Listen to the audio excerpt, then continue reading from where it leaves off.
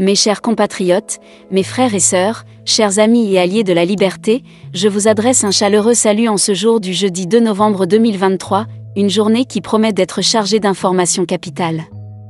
Je vous exhorte vivement à vous connecter rapidement et massivement, à partager cette vidéo avec vos amis et à inviter tous ceux que vous connaissez à nous rejoindre ici. Nous avons des informations cruciales à vous communiquer, des nouvelles qui vont bouleverser la donne en Afrique, et il est de notre devoir de les partager avec le plus grand nombre. Pour ceux d'entre vous qui ne me connaissent pas encore, je suis votre humble serviteur, et vous êtes actuellement sur la chaîne Chris Yapi TV News, une chaîne panafricaine dédiée à la résistance et à l'information. Notre mission est de vous tenir informés de l'actualité politique en Côte d'Ivoire, en Afrique et même au-delà. Aujourd'hui, nous allons plonger au cœur de l'actualité en cours au Burkina Faso, au Niger et au Mali, des développements qui vont non seulement impacter ces pays, mais également l'ensemble de notre continent. Je vous demande donc de ne pas hésiter à partager cette vidéo massivement, à cliquer sur le pouce bleu pour montrer votre soutien, car ce que nous avons à vous révéler revêt une importance cruciale pour l'avenir de l'Afrique. Mali, la MINUSMA à la porte, une page se tourne. Au Mali, la mission multidimensionnelle intégrée des Nations Unies pour la stabilisation au Mali a quitté ce mardi le camp de Kidal. L'information est rapportée par la mission de l'ONU et confirmée par les forces armées maliennes. Ce mardi 31 octobre, en début d'après-midi, la MINUSMA a annoncé son départ de Kidal. La MINUSMA a mis fin à sa présence dans la région de Kidal aujourd'hui après le départ de ses derniers personnels par avion et par convoi terrestre, peut-on lire dans un communiqué publié par la mission onusienne. Elle indique que son dernier vol en provenance de Kidal a atteint Gao en fin d'après-midi hier.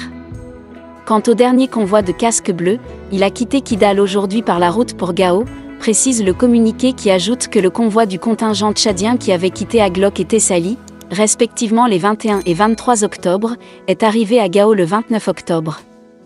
La MINUSMA a été contrainte de détruire et de mettre hors service des équipements sensibles appartenant aux pays contributeurs de troupes ou de police et aux Nations Unies. La MINUSMA se retire donc de sa dernière emprise dans la région, après celle de Tessali et d'Aglok.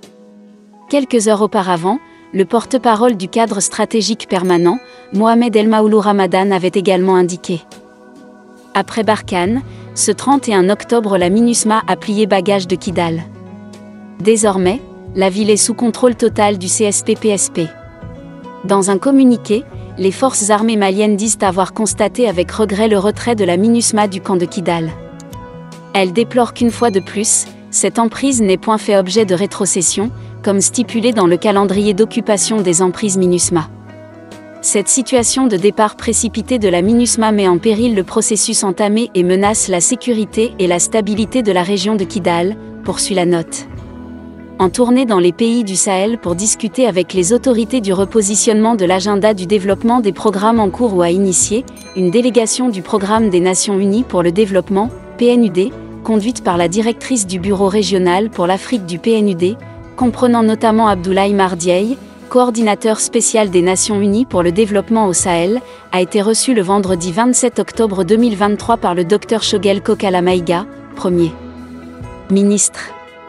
Réitérant leur accompagnement, le coordinateur spécial des Nations Unies pour le développement au Sahel a rappelé avec force que le Mali était devenu un laboratoire de reconquête de sa dignité et de la réinvention de la solidarité africaine.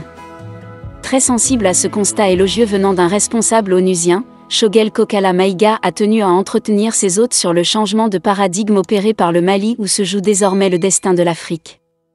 Après un long développement historique, en vrai pédagogue, le Premier ministre a entretenu les diplomates onusiens sur la situation sécuritaire, les défis et les enjeux géopolitiques et géostatiques auxquels le pays fait face.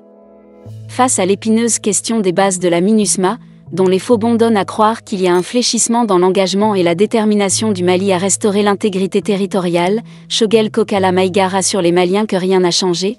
L'armée est prête et décidée à prendre toutes les bases y compris Kidal qui est l'épicentre de la crise. Enfin, il a appelé les cadres onusiens à jouer leur partition à cette étape si particulière de l'histoire du continent. Le Mali et l'Afrique ont besoin de leur vision et de leur accompagnement concret et pragmatique expurgé de tout paternalisme, d'interférence et d'immixtion.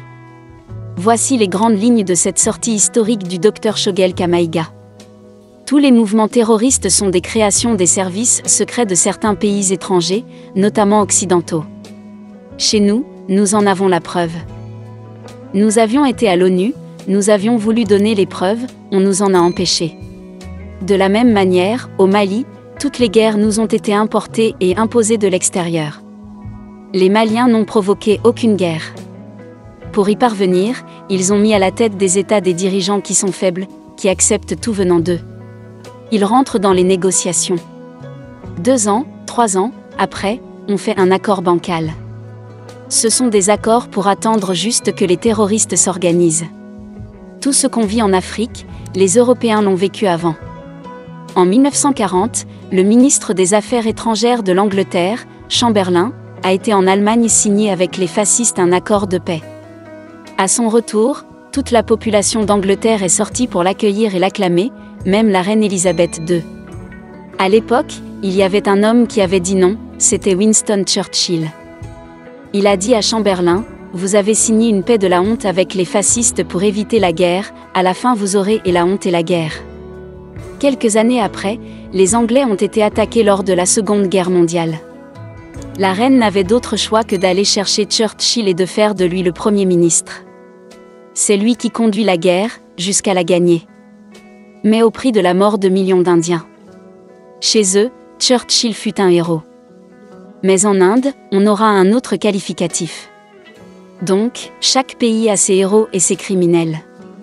Mais chez nous, c'est eux qui fabriquent les héros et les criminels et nous les donnent. Le deuxième exemple, c'est l'accord entre les Russes et l'Ukraine après 2016. Les pays qui l'ont parrainé, c'est la France et l'Allemagne. À propos de cet accord, l'ancienne chancelière, Angela Merkel, a dit qu'ils l'ont signé pour permettre à l'une des parties de gagner du temps pour préparer son armée. Donc, l'accord a été signé justement pour gagner du temps. Au Mali, c'est ce qu'on fait. On nous a fait signer un accord de paix en 2015 pour permettre à la rébellion et au terrorisme de s'étendre dans le pays et dans tout le Sahel. En 2013, quand la France intervenait au Mali, François Hollande, le président de la République française, a dit ici et au Qatar in extenso, je vous rappelle pour mémoire, l'objectif de l'opération Serval c'est de détruire le terrorisme, d'aider le Mali à recouvrir l'intégrité de son territoire et appliquer les résolutions des Nations Unies, 2013. En 2020, le terrorisme qui était confiné au nord du Mali a pris 80% du territoire, s'est étendu à la Côte d'Ivoire, a commencé à arriver au Togo, au Bénin. Donc ce qu'il a dit était faux. En effet, pour ce qui concerne l'intégrité du territoire, c'est l'armée française qui a empêché l'armée malienne de rentrer à Kidal, à partir d'Anéfi. Ils ont créé une enclave au nord du Mali, notamment à Kidal. C'est dans cette enclave que les terroristes se sont entraînés pendant 2 ans, après ils se sont rependus au centre du pays.